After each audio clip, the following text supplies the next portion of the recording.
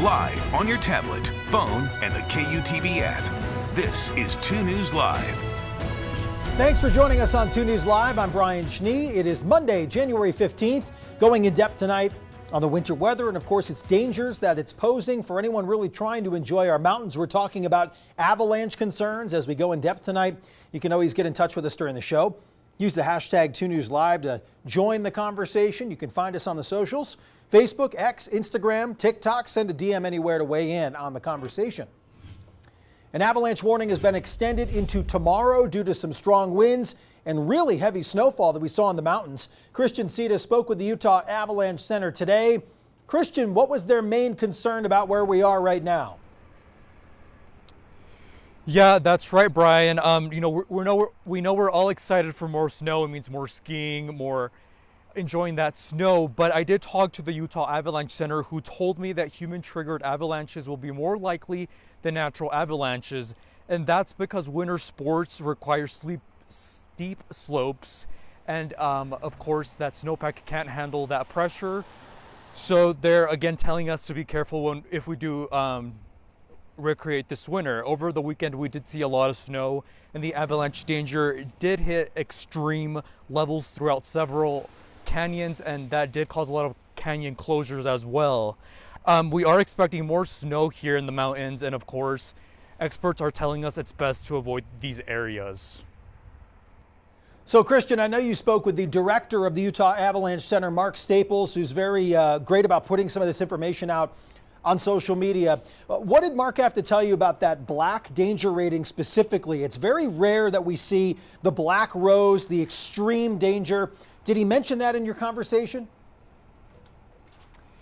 He did not mention that, but he did tell us that it is pretty unusual to be in that high level of danger here in the valley. But again, we did experience a lot of snowfall during the weekend, so that played a big role in the danger that we are seeing, this week. Christian Sita looking into the avalanche concern here, whether it's a naturally triggered slide or human triggered avalanche. Thank you, Christian. Remember, you can always keep up with what you need to know by looking at the Utah Avalanche Center map. You see it on your screen. So what I was referencing here in that conversation with Christian is you see the high danger rating there in Logan, Ogden, the Uintas, Salt Lake, Provo, even the Skyline in central Utah getting in the mix. This looked different over the weekend with the most extreme rating in the Logan area, at least when I looked back on Friday night. I know a number of these areas also had that black danger rose. And what it is that rose shows the different aspects in the location of the slope. So if you'd like to learn more, a great resource is the Utah Avalanche Center website, which is utahavalanchecenter.org.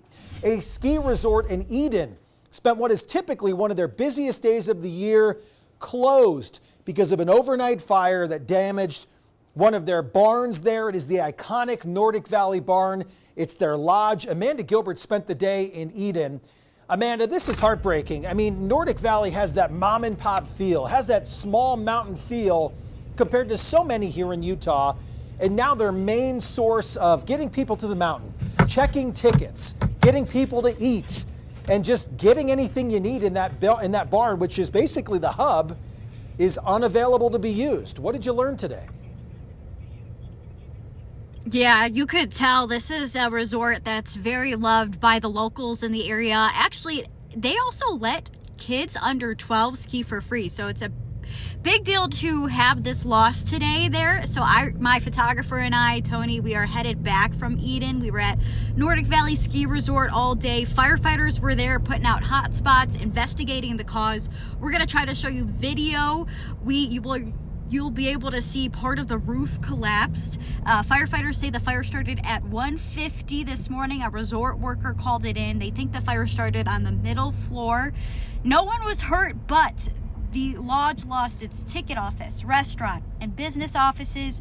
So they had to close today, which is one of their, like you said, busiest days of the year. And they hope to reopen soon, hopefully in a few days. But we will keep you updated. Back to you, Brian. You know, Amanda, I know Tony's next to you. Tell him great drone video, by the way. It looks spectacular. But I'm more concerned about what this does for Nordic after they get this great snowfall. This is the peak time of season, really, where they're starting to ramp up. Did they tell you how much they might lose out on business from this? Because this has got to be a big hit.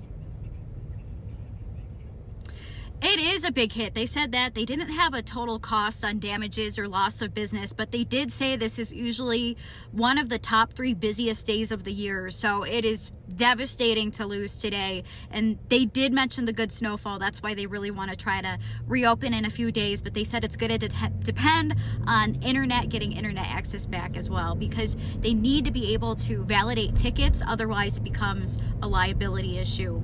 Back to you, Brian.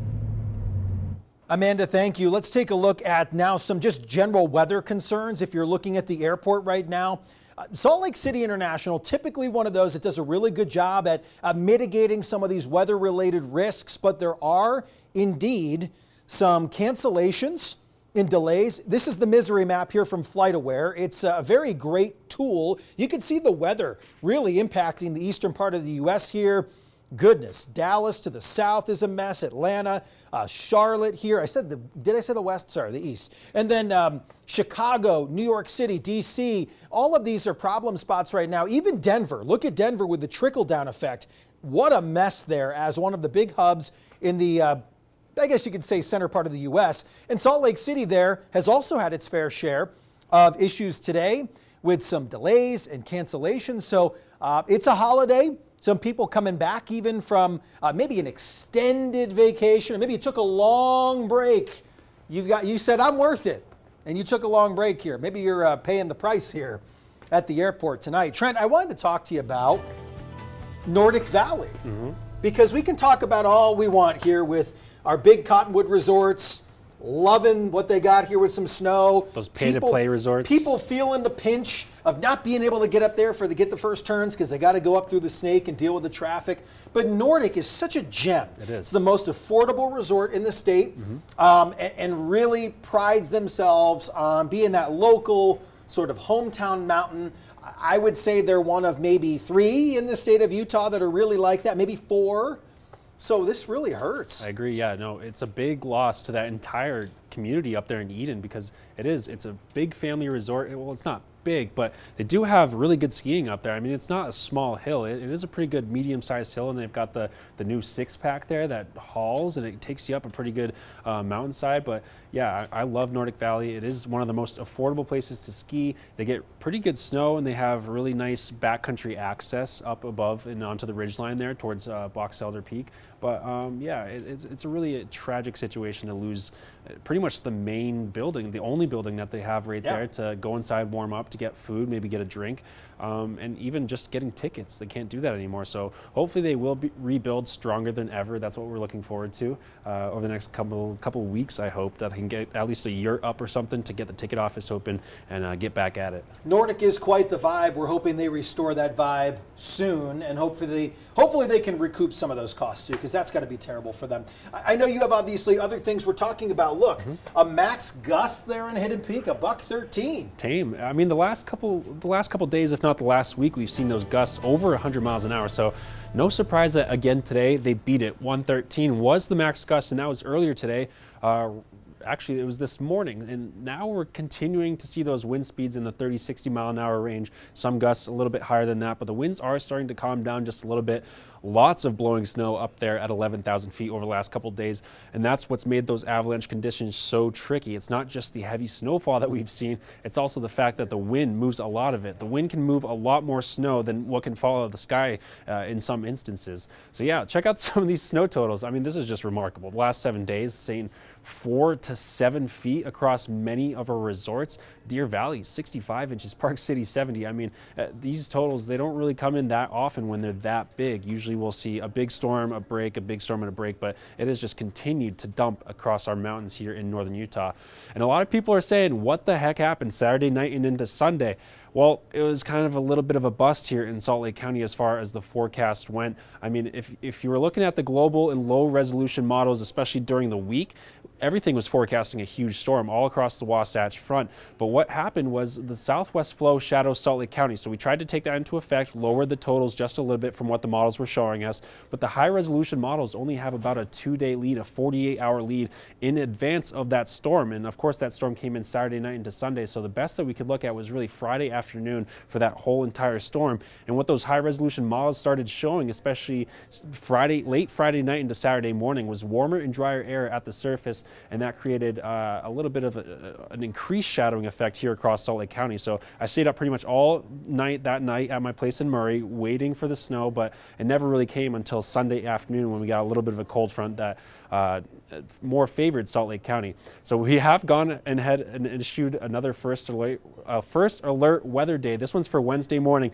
and it's going to be a very similar situation. It's going to be a mix of rain and snow, especially Salt Lake County south. We might be dealing with that shadowing as well, again, because we'll have southwest flow out ahead of this storm, and it will be mostly snow north of Salt Lake. So that's really where the focus is going to be again on the storm, is Davis, Weber, Box Elder counties up into Cache County, where slick roads are possible, especially for that Wednesday morning commute. Now, western snowpack, we have started to recover, and a quick shout out to Oregon. They were at 43% of their snow water equivalent on January 1st. So less than 2 weeks ago, they were doing terribly, and now they're back on track 100%.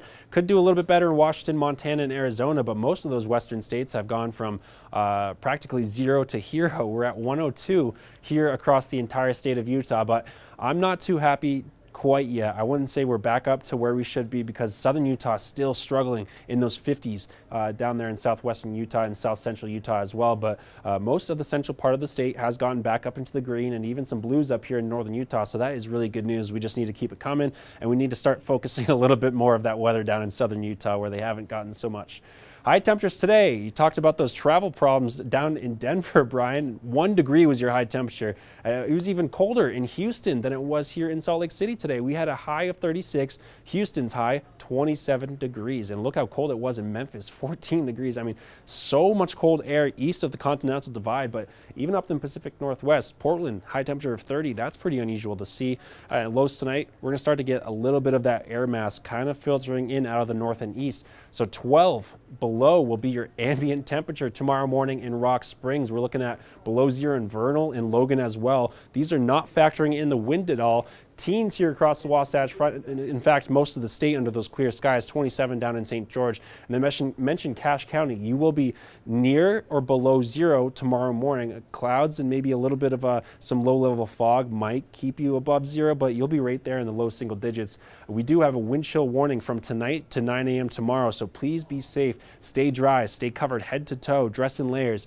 It's not only very uncomfortable, but frostbite can set in much quicker than you would expect with the wind chill that cold. And our 6 to 10 day outlook, if you're sick of the cold, we've got a pretty good chance of above normal temperatures, not even just across the west, but pretty much across the entire country as we head through the 21st and 25th of this month. So there is some warmer air coming. It's even in the 7-day forecast, some milder temperatures. We're going from the low 50s in St. George to near 60 for Friday, and then we're sticking right there in the mid 50s this weekend, and we might have a storm rolling through. Now the details are a little bit fuzzy on this right now, so we're going to be watching this one over the next couple of days as it gets closer to really fine-tune those details. Partly cloudy skies tomorrow. Actually a really nice day if you don't count these temperatures. Just ignore that. First alert weather day on Wednesday, temperatures getting up to near 39, 44 on Thursday. Mix of rain and snow potentially this weekend. We'll have to see on that one just exactly where the low tracks and how much cold air it brings in. It looks like it could be all rain. Some models do bring us snow, but we'll be taking care of that one over the next couple of days. And of course, the Cottonwood Canyons forecast, we've got snow 1, 2, 3, 4, 5 more days this week because it's not going to be rain up in the mountains. So some pretty heavy snow Wednesday. It could total pretty good amounts. I mean, we're talking 10 to 20 inches potentially, excuse me, by Thursday morning. With a couple snow showers lasting. It will be windy on Wednesday though, so we're anticipating more lift holds, potentially more avalanche closures. We're going to be watching that one, but it stays pretty chilly up there in the mountains, Brian. All right, let's take a live look out here behind you, Trent. The snake is upon us here. A little break in the snake. Yeah. Can you believe that? I like it, though. Increasing your following distance. Even when you're going slow, it's important because especially in, I believe this is Big Cottonwood, exactly, Big Cottonwood Canyon, there are some spots out there where black ice forms every single night. It doesn't need to be snowing. It doesn't need to be raining. Just a little bit of melt coming off the side of the road. Look at this, though. I mean, that's Beautiful. a good move. Normally people are on top of each other, trying to get out of there. Be patient, people. Even if you're in the snake here, there's nowhere to go. There's nowhere to go. Where are you going to go? You're going to Yeah. ride the guy in front of you? I don't know. All right, Trent, thank you. Remember to download our 2 News weather app to know about the changes in your neighborhood. You can get updated radar and the forecast, of course, on your phone. The app is free to download. Let's take a live look in Iowa right now. We're in just a few minutes. The caucuses are underway. Goodness, I'm glad we're indoors because the forecast calls for highs below 0, making it the coldest caucus ever. For those of you keeping score at home, apparently it is. The candidates have spent the last several months crossing the state, holding town halls, meeting with voters. Iowa is big. The latest Des Moines Register poll shows that former President Donald Trump has a nearly 30-point lead. Nikki Haley, Ron DeSantis fighting for second place. The outcome is riding on who shows up. Which candidate has those most loyal supporters, those moist supporters apparently, and what could be the coldest caucus night in history. Key to winning in Iowa is you need to finish in the top 3. Most loyal supporters. There are more than 1,600 individual caucuses held statewide tonight, restricted to registered Republicans only. Newcomers are welcome, but must register with the GOP on site. Unlike previous years, tonight's Democratic caucuses will be held only to conduct primary business and to start the process of choosing delegates to attend those national conventions. Iowa Democrats will express their preference for their nominee through a mail-in voting process. Those results will not be known until March. Back here in Utah, the state legislature starts up their general session tomorrow morning. Oh boy, this year, lawmakers will be focusing on air quality, crafting a state budget, affordable housing, fighting homelessness, and social media issues. So far, legislators have already filed more than 370 bills.